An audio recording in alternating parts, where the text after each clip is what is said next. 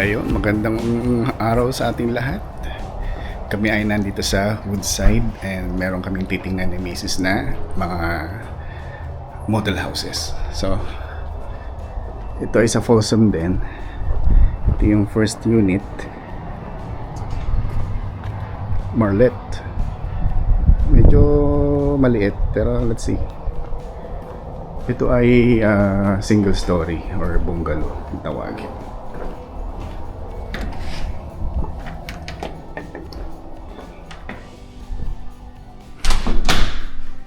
So ito yung pagpasok.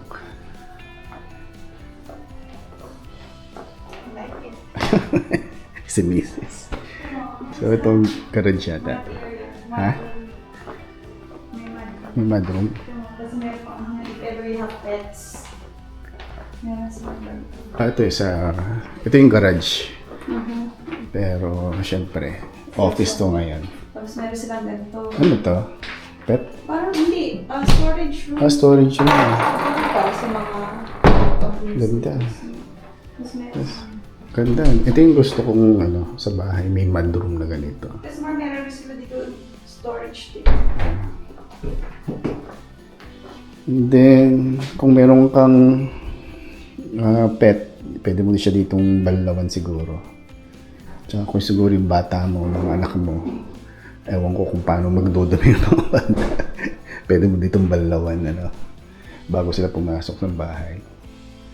And dito, meron silang coat storage. Then, wala ka rin ta, Ganda rin. Ganda yung kitchen nila. Ito yung gustong ni Mrs. Yung lababo. Parang country. Farm sink. Farm sink ang tawag dito. Yan. Meron din silang parang pantry. Or, hindi. Maliit na, office siguro. Parang mini office. Oo. Mini office. 3 bedroom to tsaka 3.5 bath. Ganda yung layout niya. Ito pala yung pantry. Dito. Tapos meron pa siyang parang extra na kitchen. Oo, ayos din may walk-in pantry sila. Just this one. Then meron sila ditong dirty kitchen. Siguro mas magagamit ito Maganda yung layout. kung daily lang.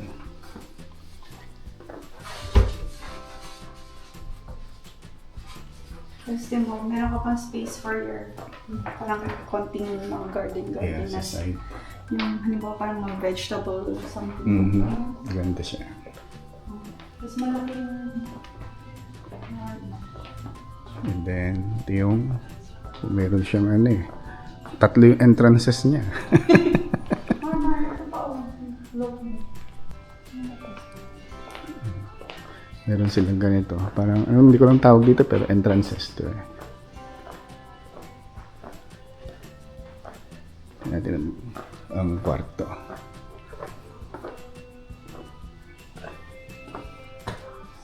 Ito siguro tayo sa master's bedroom muna. Malaki rin ang kailang master's bedroom space.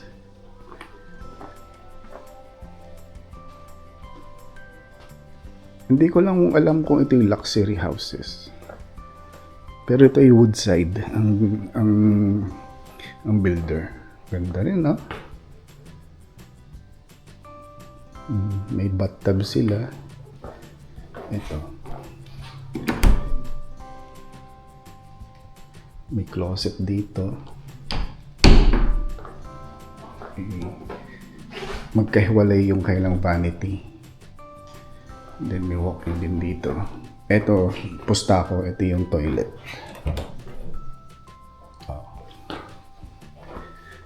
Alright. Tama ako. Then ito yung walk-in closet. Okay din ang size niya. Yung banyo maganda rin. May upuan. Ganda ng tiles, oh.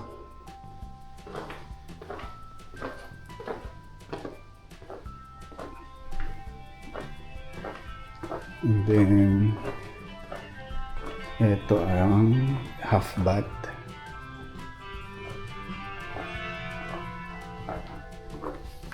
Yun, si Mrs. Ito yung isang kwarto pa.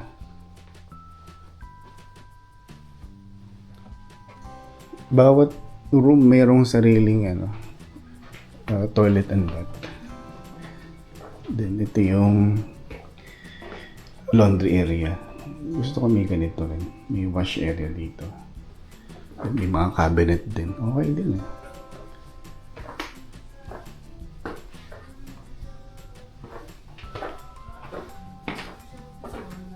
Yes. Si Mrs. nakangiti na uli. Na-inspire na uli siya. Ito yung isang kwarto pa. Itong model nga pa lang ito ay 3 bedrooms. Siguro ito yung pangalawang bedroom. Pangatlo na pala ito. Then meron din siyang toilet and bath dito. Ganda eh.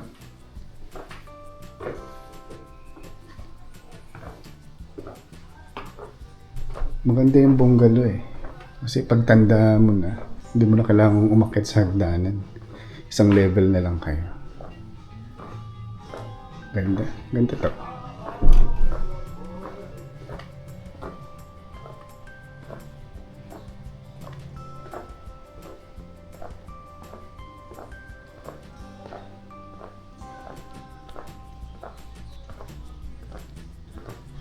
Then yung likod, meron siyang California room. Okay din ang kanyang backyard eh.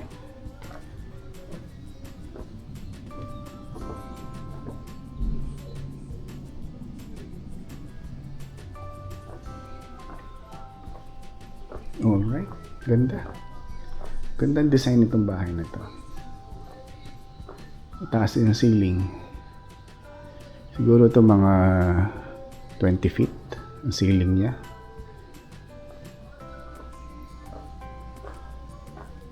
Gusto ko ito eh. Ito, may mudroom na ganito. Yung mga bata, pagpasok ng garage, yung mga coats, mga bags dito na. And then syempre, kung meron kang alagang aso,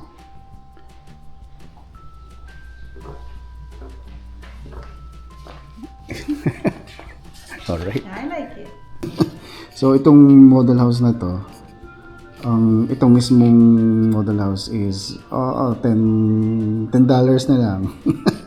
$1 million. You know, $10 na lang siya, 1 billion na. Pero ito, makukuha mo lahat to. Kaya I don't know kung sulit yun. Pero syempre, mas mura siya dun kaysa sa yung last time na pinuntahan namin na Shawood. Eto, 1 million less than $10. Eto na yan. Ito yung kasama sa package. Alright, doon naman kami sa kabila. Maganda siya. Single story. Ito yung next.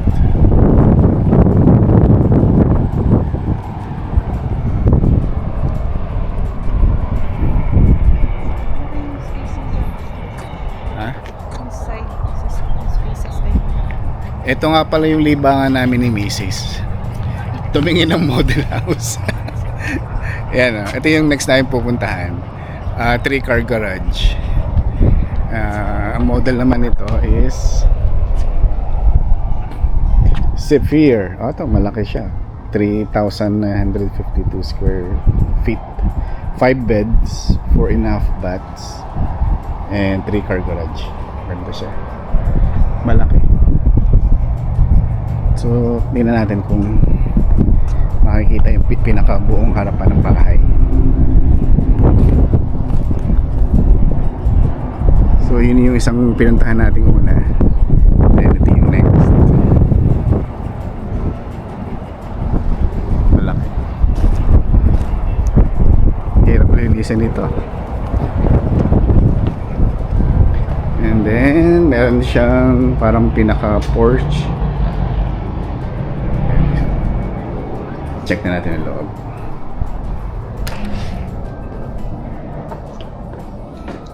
Uy. Malaki ito. So, pagpasok, ano yung kanan? Isang galing sa misis. Ito, kwarto. Isang kwarto ito na meron siyang sariling toilet and bath.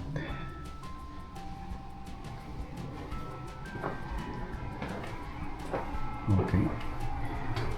Malaki din.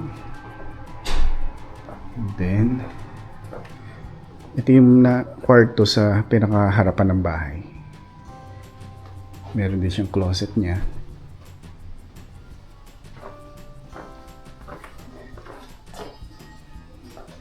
And then, ito yung mudroom ulit. Ito yung door from garage. Open ba to? Nakalak. And then, yun, kagaya ng sa isa rin, wala lang hugasan ng ng pet. Pero ito, meron siyang mudroom dito, sabitan ng gamit. And then, merong pantry dito, or closet. Additional storage.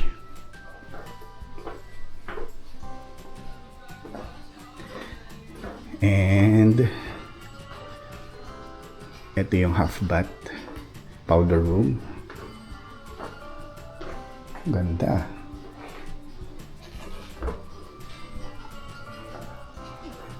Ano to? Extra. Oh, ano to? Coat storage. Ito yung hagdan pataas, pero mamaya dito mo tayo sa baba.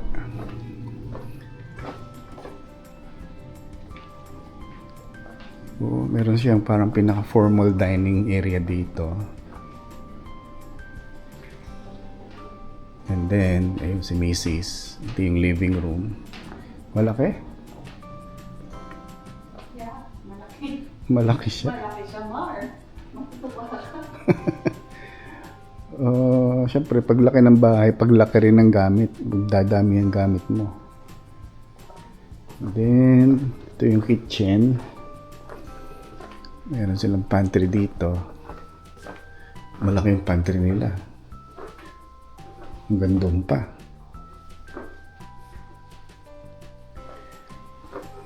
I don't know kung meron tong parang yung kagaya sa kabila. Yung may additional pantry or kitchen. Oh, meron pa silang parang pinaka ano kaya ito? Kwarto rin o ano? Parang additional extra living space pa dito, living room.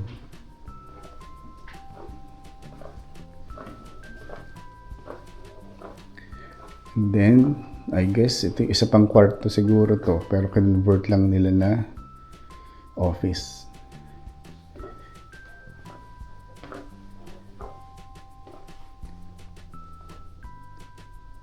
Ganda.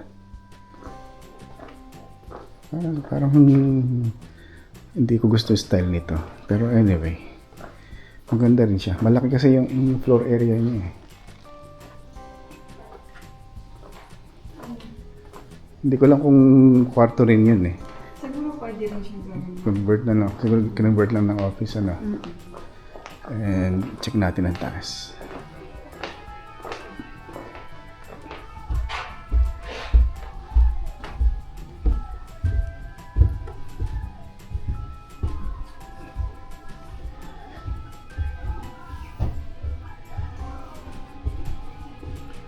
Okay. So, ito na yung second floor. Kanan. Kwarto. Okay. Ganda rin Ito yung isang room sa second floor. Meron siyang closet din. Tabi siya ng freeway. Kita rito. Itong Costco. Kita ang Costco Ito.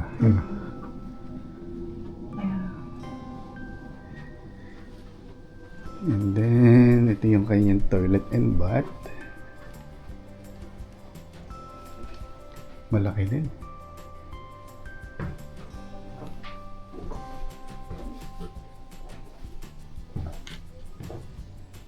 Siguro ito kasama na to sa mga upgrade yung ganitong pintura.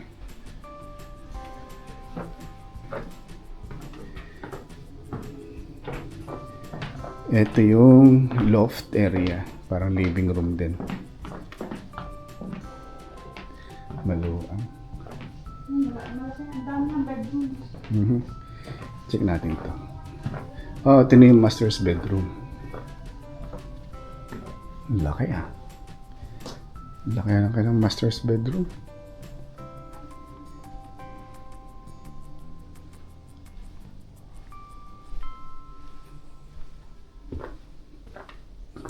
Ang laki din ang kailang CR. Tingnan, ba't dalawa ito? Ano kaya ito? Nakalock.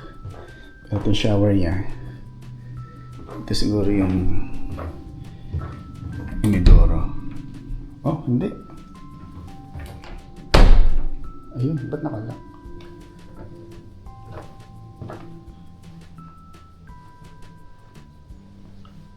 Ito may nagamit.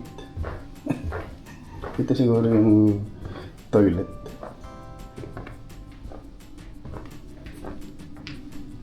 Siyempre, baka nandito ka nakatira, kita mo ang iyong mga kapitbahay.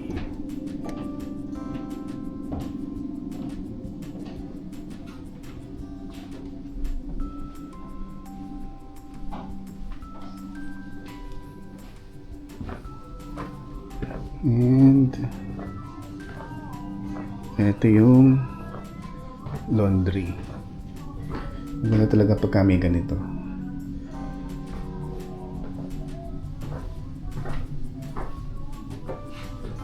Siyempre, lahat ng features na may ganan, pagmahal din ang bahay. Pero kung afford nyo naman, why not coconut, di ba? Ito yung isang room. Okay, etong room na to, wala siyang sariling banyo. Siguro share sila ng banyo dito sa kabila. Yeah, share na sila ng banyo dito. Ano, isang pang kwarto.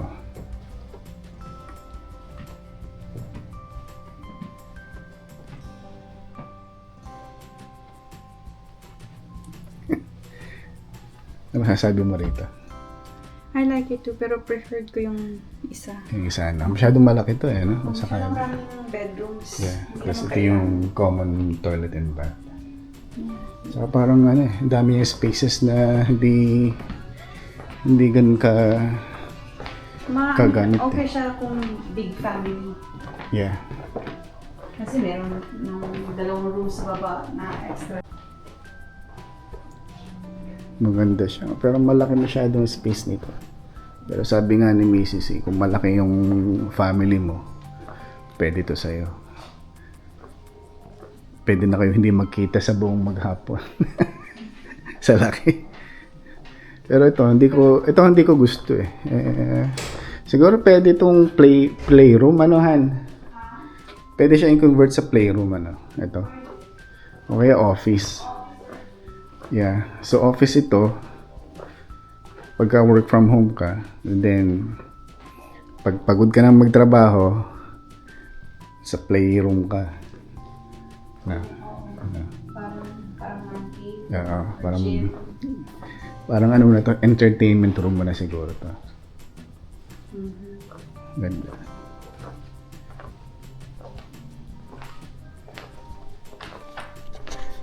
Okay. So, price reveal natin. Ang presyo nito,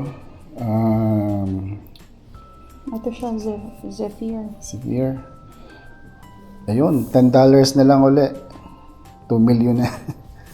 Hindi pala. 1.2. 1.2. Merong 1.271. At saka, ito. 1.4. 1.2 rin. Ano tong mga to? Dirt lots. Wala pang bahay yan. Pagka corner view, may additional ka ng 310,000. Ito nga pala yung the trails and ang kanyang builder is Woodside. Ayun, so yun ang aming date ni Mrs. Ito yung aming pinaka recreation, tumingin ng mga model houses dito sa area. Ano na rin, kuha rin ng inspiration siyempre kung ano yung design ng bahay, mga gamit, kung ano yung tsura, siyempre mga chismoso kami. Chismosa. Ikaw lang. Ako lang daw. Yun. Pero magandang nakakuha ka ng idea, inspiration, tsaka kung magkano yung bahay. Para syempre pagka nagdadrive kami rito sa area, naglalakad-lakad kami, syempre tatanungin kami sa isip namin magkano kaya yung ganung bahay. At least nalalaman namin kung ano yung price range ng mga bahay dito sa community. So ayun, so uwi na kami. Salamat ulit sa pagsama dito sa aming vlog, and sana sa mga hindi pa nakaka-subscribe sa amin, Like and subscribe, sabi nga ni Mrs. And that's it, Pansit.